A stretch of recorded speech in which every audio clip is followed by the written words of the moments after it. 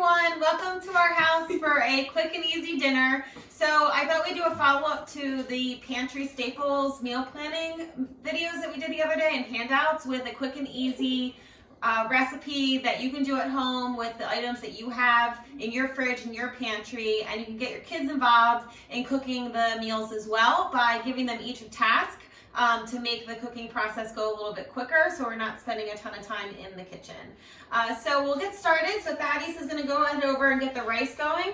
Today we're going to be making a quick and easy stir-fry dish with chicken. If you don't have chicken at home, you can use any kind of protein. You can use frozen shelled edamame. You can use shrimp. You can use pork, sliced thin. Really anything that you want in the stir fry. You could do it without any and just use beans as the protein as well. The vegetables that we're using today, again, use what you have in your pantry. If there's vegetables in your hydrant that are starting to turn and you need to use your fresh stuff up before you turn over to your frozen, start using that up now too in this type of dish. One pot meals are great for mixing it up. All right, so one of the reasons we pick stir fry is because it's a one pot, and why I'm holding the my plate is because you can fit all 3 of the 5 food groups into the meal. So when you are focusing on it, remember what we talked about the other day for meal planning is you want 3 of the 5 food groups in your meal, and you want to make sure that at least one of the food groups is from the protein and the dairy group, and at least one of the food groups has fiber, so it's fruits, vegetables, or the grains. And that there's a total of 3. So boys, we want to tell them what our 3 major components of this meal are with the food group. The chicken is protein. Okay, and what else do we have in it? Vegetables and grains. Correct. The whole grain brown rice is our grain, and the vegetables. So we've got our 3 major food groups in here to make up our complete meal. Okay, so we're getting the rice going. So Thaddeus put the lid on the rice. Yes. So while that's getting going, he's going to slice up our mushrooms. Tyler's slicing up our onions and our broccoli.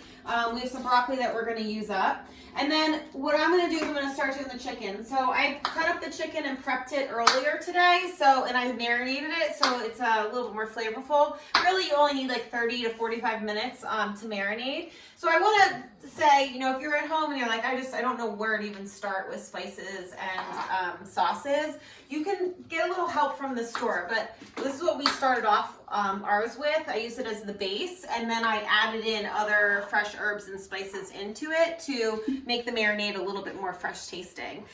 So just remember that you're looking for the lower sodium or the less sodium varieties for the marinades or sauces that you use to get started with, so it's not too overly salty, your meals, and you have more control over them.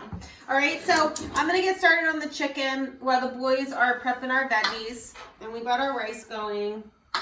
Remember, when you're using your olive oil, that you're measuring it, and when you're using your olive oil spray, the ones that we like the best are the ones that are in the pressurized cans, so there's no propellant added into them.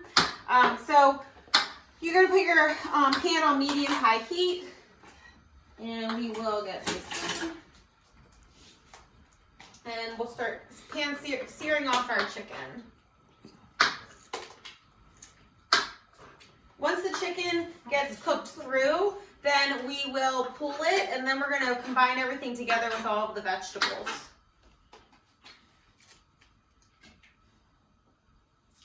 Okay. The other day with the kids class, the cooking class, you want to make sure that you're giving your kids tasks that you're comfortable with, and you can use the sheet that I gave for the different tasks for the different age brackets. So Thaddeus has cut up the mushrooms, which is great. He sliced them up. So he's got the can opener. He's going to open up our water chestnuts. Tyler's over here. He has finished up dicing the onions. He's going to do our broccoli. They're both able to use real knives. Again, like we have those kid knives like I was showing you the other day. Don't mind my messy drawer. That are plastic and serrated, and they're just meant for kids so they won't cut their skin. And these are great to have, if you're just starting off cooking with them. Another task that's easy to do is to have, for the measuring of the rice. Thaddeus is 10, so I just told him you need 3 and 3, and he measured out his own self. If you have younger kids, toddlers or 2 to 4 year olds, pre-measure it for them into a bowl and then have them dish it out so you know it's the right amount of water and the right amount of rice that they're measuring and putting in. And that way, they're little tasks that everybody can do for their age group. So, just a little bit of a side note, make sure when you are setting the kids up for when they're cooking, you want to make sure that they have a little station. So the cutting boards with a little rubber on the side of them are great because they don't move. If you want to set them up with those, and a little trash bowl so they can just throw all the trash in here. And then for Thaddeus, for this cutting board, it slides a lot, so I put a little piece of saran wrap underneath there, and then that keeps it from sliding so he won't cut himself when he's cutting. So just a couple little helpful tips.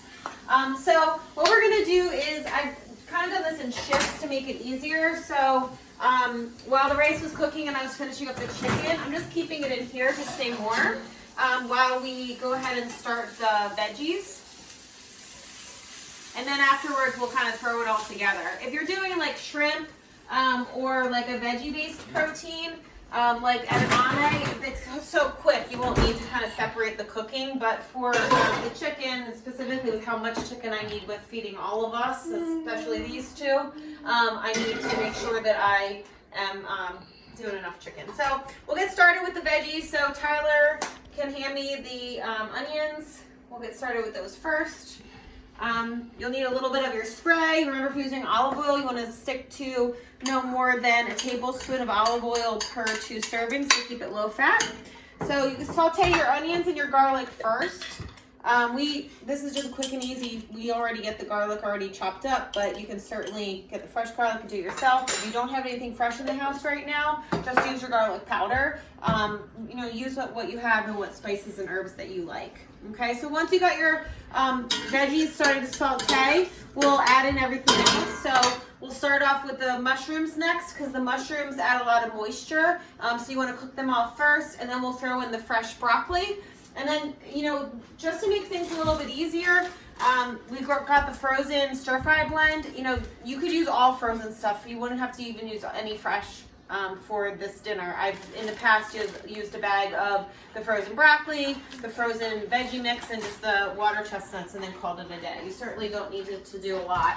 We've got some kale that we wanted to throw in too, so the boys are going to go ahead and separate the leaves. Any big stems we just want to take out just so you don't get stuck with them in a bite full. Alright, so we're finishing up our dinner. We've got the chicken done, the veggies are all cooked through. We're going to throw in the water chestnuts, Thaddeus, if you want to toss them in. We like our water chestnuts a little extra. Get them all in.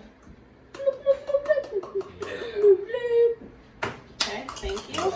Alright, Thad, you want to stir that up? And what we're going to do is, like I told you, we used a little help from the packaged soy sauce. So what I did when I marinated it was I just doctored it up a little bit with some fresh ginger and fresh garlic and some black pepper. And we like a little bit of chili flakes in it, so it's a little bit of heat. So we add that. And then if you don't have any of that stuff on hand, definitely just use the spices that you have. If you have an Asian type blend, you can use it. If you just have ginger and black pepper and garlic powder, they all work great too.